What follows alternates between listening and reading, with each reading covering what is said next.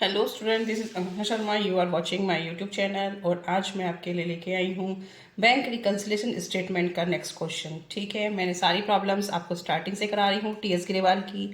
जो इंपॉर्टेंट होंगी स्टूडेंट वो मैं सारी ही करा दूंगी, जिससे कि आपका बेस अच्छे से क्लियर हो जाए कि बैंक रिकन्सिलेशन स्टेटमेंट किस तरीके से प्रिपेयर किया जाता है। ठीक है, तो स्टार्ट करते हैं। On 31 December bank column of the cash book of Gurman show balance of 12,000।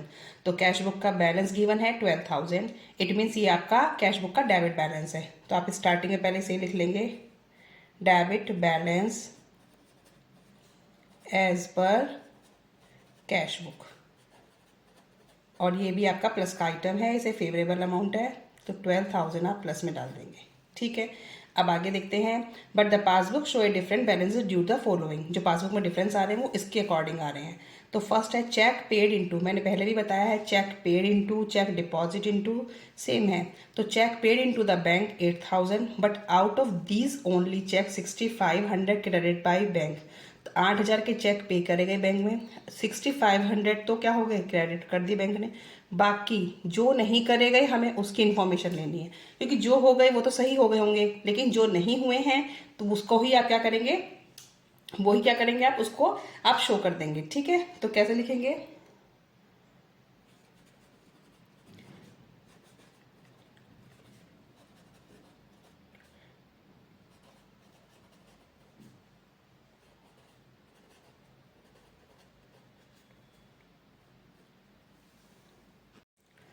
Check paid into bank but not collection लिख दो, या कलेक्टेड लिख दो, या फिर क्लियर लिख दो। ठीक है, अब 8,000 में से 6,500 तो क्लियर हो चुके, बट जो 1,500 के हैं वो नहीं हुए हैं। तो क्या करेंगे, आप अपनी कैश बुक को कम कर दोगे, क्योंकि आपने अपनी कैश बुक को बढ़ा रखा है। 6,500 का तो हो चुका है, लेकिन 1,500 का कुछ भी नहीं क्लियर है, तो उसे क्या कर देंगे आप, माइनस कर देंगे।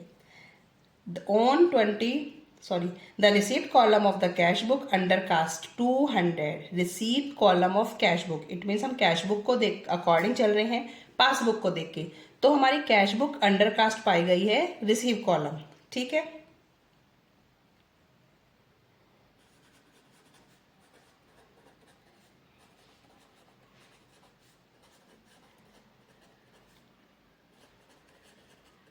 इट मीन्स जो आपको पैसे मिलने थे वो आपने कम दिखाए कैश बुक में, तो 200 को क्या कर देंगे, प्लस कर देंगे, क्योंकि पासबुक ऑलरेडी बढ़ी हुई है।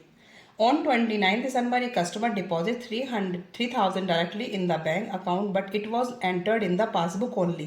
3,000 किसी कस्टमर ने पासबुक में डाल दिए, कैश बुक में उसकी एंट्री है नहीं, तो क्या करेंगे आप, कैश बुक को भी बढ़ा दो।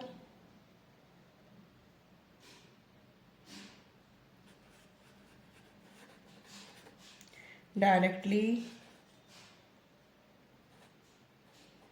डिपॉजिटेड इनटू बैंक, अब मैंने थोड़ा शॉर्ट में लिख दिया है, आप भी इसको शॉर्ट में लिख दें। ठीक है, 3,000।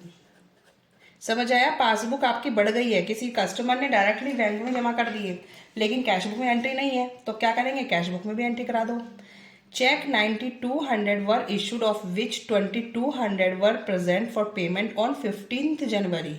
9,200 के चेक जो है इशू करे, इशू कहाँ से करेंगे, कैश बुक से आपने काट के दे दिए। बट जो 2,200 के हैं वो प्रेजेंटेड फॉर पेमेंट तो हैं, बट कब हैं, 15 जनवरी को, और क्लोजिंग ईयर कब है, 31 दिसंबर। तो इट मीन्स आपको यही लेने हैं, क्योंकि जो डिफरेंस होगा वो तो हो चुका, लेकिन ये 2,200 के कब होंगे, 15 जनवरी को होंगे, क्लोजिंग ईयर 31 दिसंबर है।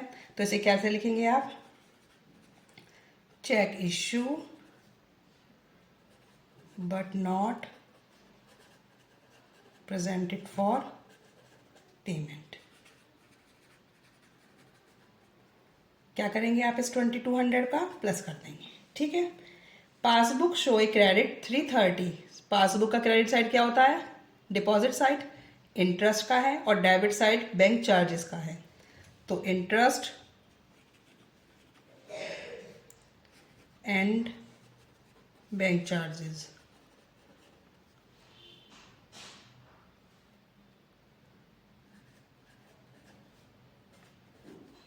Bank had wrongly debited the account of custom Gurman by rupees 2,000 which was rectified after 31 December। Bank ने रॉन्गली डेबिट कर दिया अकाउंट। डेबिट क्या होता है, विड्रॉ कर दिया बैंक, पासबुक रॉन्गली कर दी होगी, लेकिन रेक्टिफाई कब कराया गया, 31 दिसंबर के बाद। तो इट मीन्स अभी रॉन्गली है, तो पासबुक में जो गलती हुई है उसे आप कैश बुक में भी करा दो। रॉन्गली डेबिटेड द अकाउंट, तो 2000 इधर दिखा देते हैं। ठीक है, ये मेरा आया फर्स्ट, ये सेकंड, ये थर्ड, ये फोर्थ, ये फिफ्थ एंड ये सिक्स। यह मेरी फोर्थ हो गई,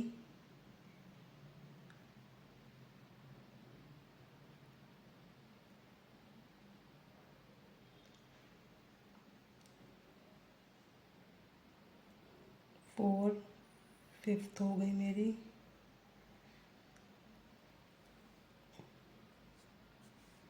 ये सिक्स हो गई। ठीक है, अब हमारा क्या निकल के आएगा, debit balance as per cash book लेके चले थे, तो क्या आंसर आएगा, credit balance as per passbook. ठीक है, अभी हमारा किस साइड आ जाएगा, ये हमारा इस साइड आ जाएगा 14170। ठीक है स्टूडेंट, अब आप इसे आप भी करके देखिए क्वेश्चन को, बहुत ही सिंपल ट्रांजेक्शन थी। स्टार्टिंग पहले हमने debit balance as per cash book लिया, फिर cheque paid into bank but not collection या नॉट क्लियर लिख देना। ठीक है, 1500 के जो चेक हैं, क्योंकि 8000 के चेक पेड किए थे बट 6500 के क्रेडिट हो गए हैं, और जो नहीं हुए हमें वो चाहिए, तो 1500 के नहीं हुए, डिफरेंस ले लिया। चेक इश्यू वाली एंट्री जो थी, पहले इसको देख लो, receive column of cash book undercast by 200। जो रिसीव कॉलम है वो कम पाया गया, अंडर कास्ट मीन्स कम पाया गया, 200 कैश बुक में बढ़ा दो। कस्टमर ने डायरेक्टली डिपॉजिट कर दिया, पासबुक बढ़ा दी, तो कैश बुक को भी बढ़ा दो।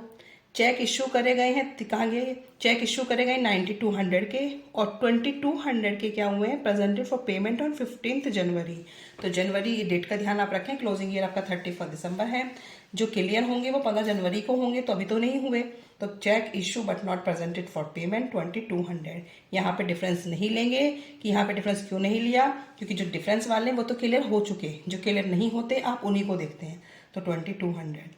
पासबुक का जो क्रेडिट 330 इंटरेस्ट मिला है, पासबुक बड़ी है तो कैश बुक को बढ़ा दो। बैंक चार्जेस से पासबुक भी कम हुई है तो इसे भी कम कर दो। The bank had wrongly debited, bank ने रोंगली डेबिट कर दिया है जो गुणमान का 2000, और रेक्टिफाई होगा आफ्टर 31 दिसंबर। तो अभी तो गलती जो हुई है उसे आप मेंटेन रखें। तो जो रोंगली डेबिटेड किया गया था तो यहाँ पे भी माइनस कर दो, तो अब अमाउंट आ जाएगा credit balance as per passbook. ठीक है स्टूडेंट।